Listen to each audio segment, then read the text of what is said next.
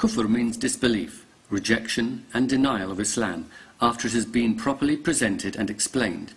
Islamic scholars usually refer to verse 136 of Surah An-Nisa for the definition of kufr, where it says, "Man yakfur billahi wa malaikatihi wa kutubihi wa rusulihi wal yawm al-akhir." Anyone who denies Allah, His angels, His books, His apostles, and the Day of Judgment. There are literally hundreds of verses about kufr in the Quran that make it abundantly clear that not believing is a terrible crime that will be punished by eternal and excruciating torture. These are just a few. Those who reject faith in the signs of Allah will suffer the severest penalty, and Allah is exalted in might, Lord of retribution. Those who reject the book and the revelations with which we sent our messengers, soon shall they know, when the yokes shall be round their necks and the chains, they shall be dragged along in the boiling fetid fluid, then in the fire they shall be burned.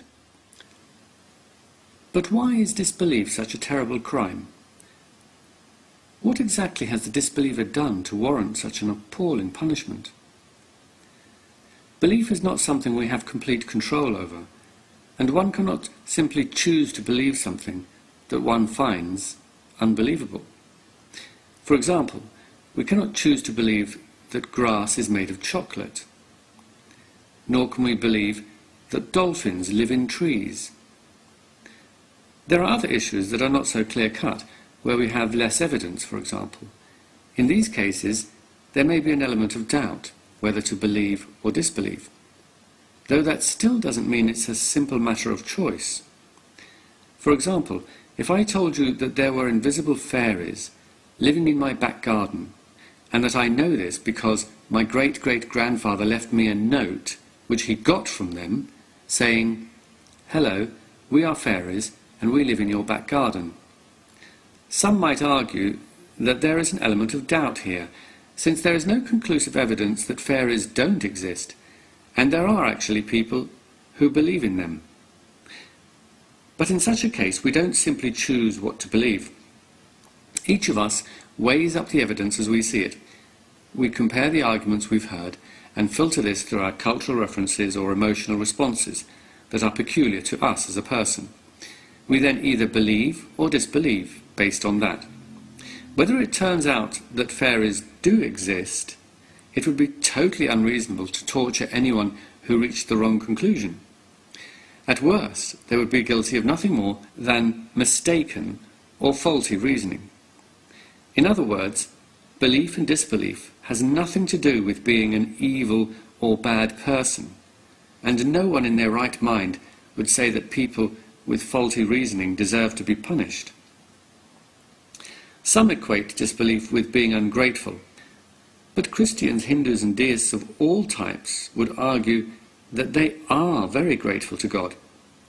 Atheists too would argue that they are grateful, though they direct their gratitude towards the person they perceive as responsible, rather than a God they don't believe exists. So these people are not guilty of ingratitude. But perhaps the most ridiculous explanation is that kufr means people who know Islam is true, but hide it. Kufr comes from a root meaning to cover up and hide, so they argue it implies a willful and malicious intent.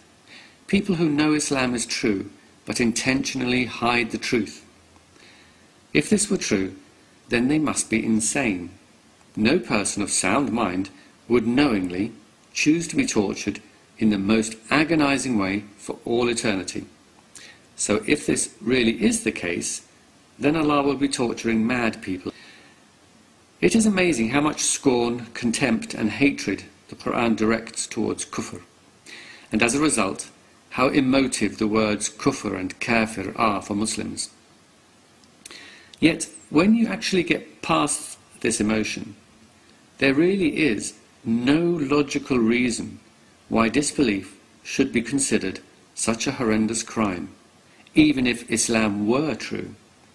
The fact that the Quran spends so much time condemning disbelievers to the most obscene eternal torture only serves to emphasize that it is not. Would you please take me away from this place? I cannot bear to see the look upon your faces. And if there is some kind of God, do you think he's pleased? When he looks down on us, I wonder what he sees. Do you think he'd think the things we do are a waste of time?